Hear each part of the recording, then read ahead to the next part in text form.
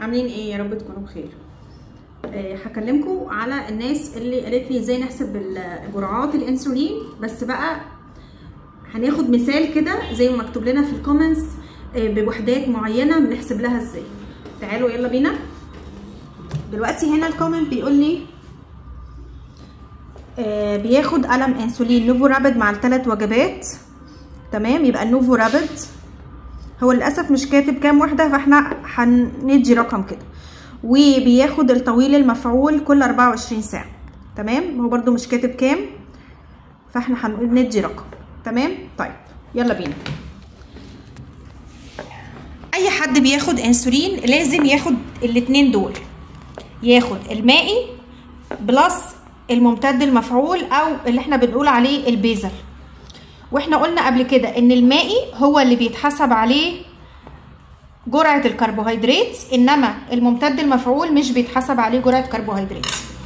يا اما انا باخد النوعين دول، النوع ده والنوع ده، في قلم واحد اللي هو الميكس ستارد، او باخد كل قلم لوحده اللي هو باخد نوفو رابيد لوحده قبل الوجبات الاساسيه، وباخد الممتد المفعول لوحده بالليل كل 24 ساعه اللي هو اللانتوس.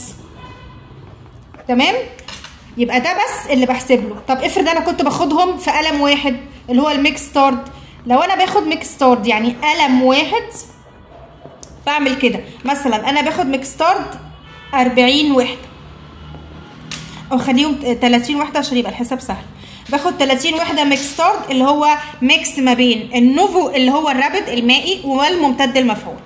المفروض ان نسبه الميكس ستارد بتبقى التلت منه او 30% منه اللي هم اللي بيشتغلوا على الاكل، اللي هو المائي اللي هو بيشتغل على الاكل، اللي بيشتغل على الاكل، والتلتين بتوعه اللي هو الممتد المفعول اللي هو ايه؟ اللي هو البيزل. فالبيزل ده انا مش بحسب له اكل، فهقسم ال30 دي على 3 يبقى كام؟ 10 وحدات انسولين. تمام كده، يبقى انا باخد في النهايه كام؟ اللي هحسب له اكل من ال30 وحده 10 وحدات بس.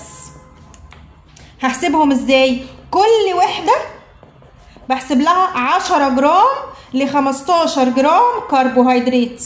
على حسب ايه يا دكتور؟ انا بحسب ال10 ولا ال15؟ لو كان سكري عالي يعني انا محتاجه انسولين كتير، هخلي وحده الانسولين هتشتغل بس على 10. لو كان سكري كويس ومظبوط وبقالي كل كام سنه مظبوطه والدنيا مظبوطه وما عنديش مقاومه انسولين، او في اطفال مثلا، بحسب جرعه الانسولين، بحسب كأن وحده الانسولين الواحده بتشتغل على 15 لو كان سكري ايه؟ مظبوط. ليه؟ عشان بخاف الاطفال ان سكرهم يوطى. تمام كده؟ طيب يبقى انا دلوقتي اللي هحسبه اهو تاني 10 جرام 10 وحدات انسولين، هاخد لهم كام جرام كربوهيدرات؟ احنا قلنا الوحده الواحده بتشتغل على 10 جرام، يبقى ال10 وحدات هيبقوا كام؟ يبقى انا محتاجه 10 في 10 يبقى 100 جرام كربوهيدرات. 100 جرام كربوهيدرات ده يعني انا اجيب العيش، قلنا قبل كده نجيب العيش واللي هو وزنه 100 جرام يبقى انا كده اخد رغيف. لا، انا بحسب ان مثلا الربع الرغيف بيديني 15 جرام كربوهيدرات. البروتين زي الجبنه القريش واللحوم والبيض كل ده ما فيهوش كربوهيدرات، ما فيهوش، صفر كربوهيدرات. اللبن كوبايه اللبن بتديني كام جرام كربوهيدرات؟ 12 جرام كربوهيدرات. السكر اللي فيه سكر اللاكتوز. طب اللبن الخالي من اللاكتوز هحسب له كربوهيدرات؟ لا، لان هو منزوع اللاكتوز. الناس اللي عندها حساسيه لبن وبتاخد لبن خالي من اللاكتوز مش هتاخد خالص، يبقى هنا صفر كربوهيدرات.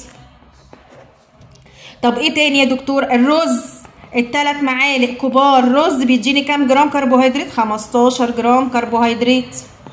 البطاطسايه الصغيره بكام؟ ب15 جرام كربوهيدرات.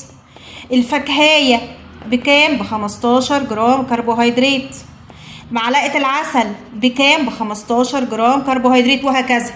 تمام. طب الخضار زي الفلفل، الطماطم، بيدوني كام؟ بيدوني 5 جرام كربوهيدرات. ولو طبق سلطه كبير بحسبه كانه 10 جرام، يعني طبق سلطه متوسط بحسبه كانه 10 جرام كرب. تمام كده. انا مثلا انا دلوقتي في الفطار، انا هاخد النوفو رابيد ده في الفطار بتاعي نص رغيف زائد معلقتين جبنه قريش، وهاخد جنبهم بيضه مسلوقه، وهاخد جنبهم خس وخيار، وهاخد كوبايه لبن. الفطار ده فيه كام جرام كربوهيدرات؟ تعالوا نشوف. نص رغيف، الربع فيه بيديني 15، يبقى النص فيه كام؟ فيه 30. اللون واضح يا ماما؟ فيه 30. الجبنه القريش بتديني؟ لا مش بتديني. البيضه بتديني؟ لا مش بتديني، ما فيهاش كربوهيدرات. الخس والخيار، لو خس صغنن هنعتبر حبه خس صغيرين وخيارايه، يبقى هنا 5 وهنا 5. كوبايه اللبن بكام؟ ب 12. تعالوا نحسب كده كام جرام كربوهيدرات. 30 زائد 10، 5 و5 زائد 12، يبقى 40، 52 جرام كربوهيدرات. المفروض ال 52 جرام كربوهيدرات دول اخد عليهم قد ايه انسولين؟ 5 وحدات مائي. طب انا لو انا اخدت دول وانا باخد القلم الميكس ستارت، يبقى 5 وحدات المائي هاخد عليهم 2 كمان زيهم، يبقى 5 زائد 10، يبقى المفروض انا باخد الميكس ستارت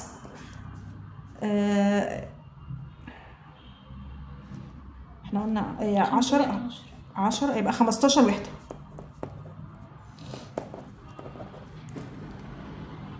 ولو انا باخد النوفو رابيد هبقى باخد كام؟ هبقى باخد 5 وحدات. ده بالنسبه للفطار اللي هو ايه؟ نص رغيف وجبنه قريش وبيضه. تمام. طيب انا رحت فرح واخدت مثلا جاتوه، قطعه جاتوه فيها كام تقريبا؟ قطعه الجاتوه فيها تقريبا 4 جرام، 4 سيرفنج او 4 وحدات من مجموعه النشويات. يعني ايه؟ يعني 4 في ربع رغيف.